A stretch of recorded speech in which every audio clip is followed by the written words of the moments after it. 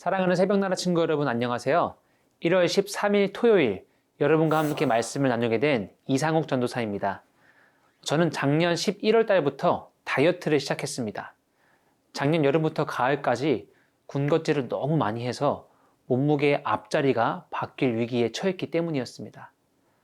한 영상에서 이렇게 말한 것을 들었습니다. 비만의 문제는 많이 먹는 게 아니라 쉬지 않고 먹는 거다. 그래서 저는 다이어트의 한 방법으로 긴 시간 동안 밥과 간식을 먹지 않기로 했습니다. 그런데 제가 이 다이어트를 하면서 정말 깊이 깨달았던 것이 하나 있습니다. 바로 배고픔입니다. 진짜 배고프면 정말 음식이 간절해집니다. 배고파도 이건 먹기 싫다라는 그런 생각이 아니라 뭐라도 먹고 싶다라는 간절함이 생기게 됩니다. 그리고 그 간절함 뒤에 오는 음식은 너무나 맛있습니다. 진정한 간절함은 우리의 삶에 많은 영향을 줍니다.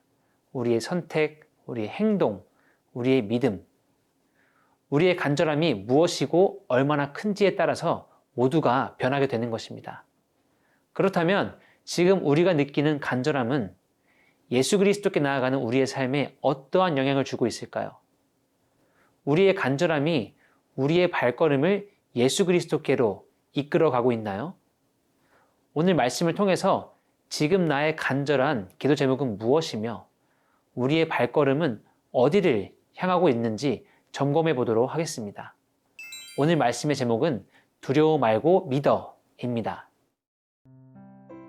오늘의 말씀은 마가복음 5장 21절에서 43절입니다.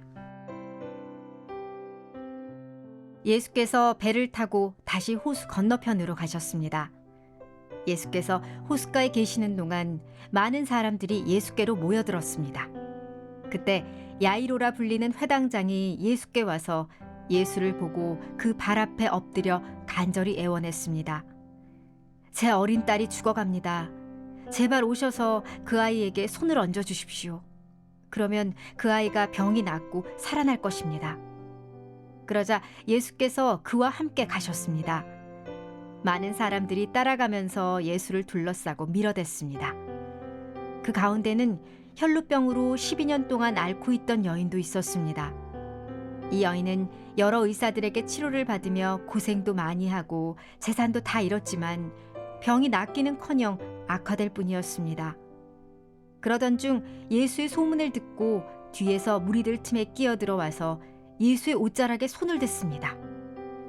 예수의 옷자락만 닿아도 내 병이 나을 것이다 라고 생각한 것입니다. 그러자 곧 출혈의 근원이 마르면서 이 여인은 자신의 병이 나은 것을 몸으로 느낄 수 있었습니다. 동시에 예수께서도 자신의 몸에서 능력이 나간 것을 알아차리셨습니다. 예수께서 사람들을 돌아보며 물으셨습니다. 누가 내 옷자락에 손을 대었느냐? 제자들이 대답했습니다. 이렇게 많은 사람들이 밀어대는 것을 보시면서 누가 손을 대었느냐고 물으십니까? 그러나 예수께서는 누가 옷을 만졌는지 알아보려고 둘러보셨습니다. 그러자 자기에게 일어난 일을 알고 있는 이 여인이 와서 예수의 발 앞에 엎드려 두려움에 떨면서 사실대로 말했습니다. 예수께서 여인에게 말씀하셨습니다. 딸아, 내 믿음이 너를 구원했다.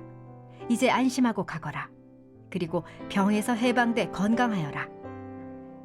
예수의 말씀이 채 끝나기도 전에 야이로 회당장의 집에서 사람들이 와서 말했습니다. 따님이 죽었습니다. 선생님께 더 이상 배 끼칠 게 뭐가 있겠습니까? 예수께서 그 말에 아랑곳하지 않으시고 회당장에게 말씀하셨습니다. 두려워하지 말고 믿기만 하여라. 그리고 예수께서 베드로와 야고보와 야고보의 동생 요한 외에는 아무도 따라오지 못하게 하셨습니다. 회당장의 집에 이르자 예수께서 많은 사람들이 울며 통곡하며 소란스러운 것을 보시고는 집 안으로 들어가 그들에게 말씀하셨습니다. 어째서 소란하며 울고 있느냐? 아이는 죽은 것이 아니라 그냥 자고 있는 것이다. 그러자 사람들이 예수를 비웃었습니다. 예수께서 사람들을 모두 밖으로 내보내시고 아이의 부모와 함께 있는 제자들만 데리고 아이가 있는 방으로 들어가셨습니다. 예수께서 그 아이의 손을 잡고는 아이에게 달리다 굼 하고 말씀하셨습니다. 이 말은 소녀야 내가 내게 말한다. 일어나거라 하는 뜻입니다. 그러자 곧 아이가 일어나더니 걸어 다녔습니다. 이 소녀는 12살이었습니다. 이 일을 본 사람들은 몹시 놀랐습니다. 예수께서 이 일을 아무에게도 알리지 말라고 엄하게 말씀하셨습니다. 그리고 아이에게 먹을 것을 주라 하고 말씀하셨습니다. 오늘 말씀에는 교회에서 정말 많이 들어왔을 한 여인의 이야기가 나옵니다. 바로 혈루병 걸렸던 여인입니다. 이 여인은 12년이라는 시간 동안 혈루병으로 인해 고통 속에서 살아왔습니다. 그 고통은 단순히 몸의 고통뿐만이 아니었습니다.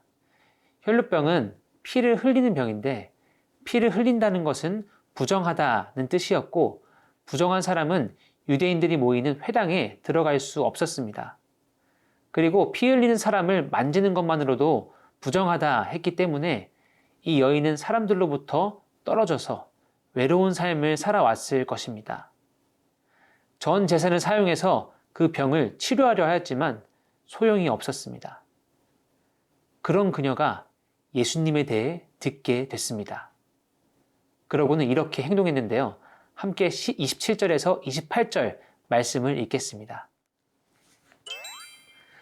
그러던 중 예수의 소문을 듣고 뒤에서 무리를 틈에 끼어와서 예수의 옷자락에 손을 댔습니다. 예수의 옷자락만 닿아도 내 병이 나을 것이다 라고 생각한 것입니다. 그녀는 12년 동안 어떠한 방법으로도 고칠 수 없었던 그 병을 예수님의 옷자락만 만져도 나을 것이다 라는 대단한 믿음을 갖고 있었습니다. 믿음으로 뻗은 그 손이 옷자락을 만졌고 그녀는 그 순간 병이 나았습니다. 예수님께서도 이를 알아차리시고 누가 옷을 만졌는지 둘러보셨습니다. 그런데 여기서 우리가 눈여겨봐야 할 것은 많은 사람들입니다. 이 여인뿐만 아니라 많은 사람들이 예수님을 밀어대고 있었습니다. 어떠한 이유로 예수님을 밀어대고 있는지는 기록되어 있지 않습니다. 야이로 회당장의 딸을 고치러 가는 길이라는 것을 생각해 본다면 이 여인과 같이 예수님께 치료받기 위한 손길도 있었을 것입니다. 하지만 그 많던 손길 중 예수님의 능력을 경험했던 것은 혈루병 여인이 뻗었던 믿음의 손뿐이었습니다. 오늘날에도 우리는 예수님을 향해 저마다의 손을 뻗고 있습니다. 어떠한 마음과 뜻이 담겨 있을지 모르지만 손을 뻗는다고만 해서 예수님의 능력이 우리에게 임하지 않을 것입니다. 우리의 손길에는 혈루병 여인과 같은 예수님을 향한 신뢰와 믿음이 필요합니다. 사랑하는 새벽나라 친구 여러분, 지금 여러분들이 간절하게 기도하고 있는 기도의 제목이 있으신가요? 그 기도의 제목을 어떠한 마음으로 하나님께 고백하고 계신가요? 오늘도 예수님의 능력을 믿으시기를 소망합니다. 그래서 예수님을 향한 우리의 손길과 기도가 예수 그리스도의 능력으로 열매 맺게 되기를 축복합니다.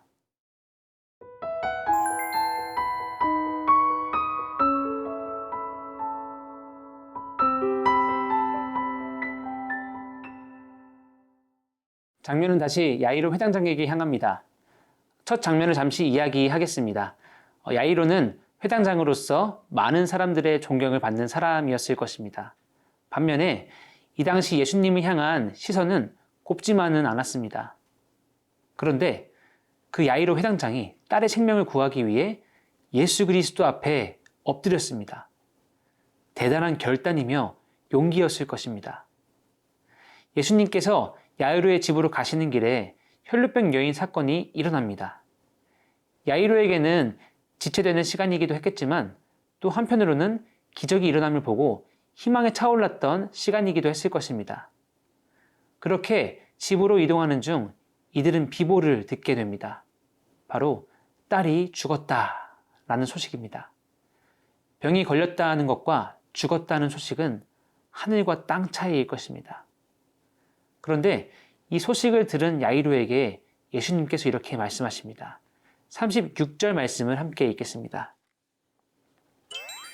예수께서는 그 말에 아랑곳하지 않으시고 회당장에게 말씀하셨습니다. 두려워하지 말고 믿기만 하여라.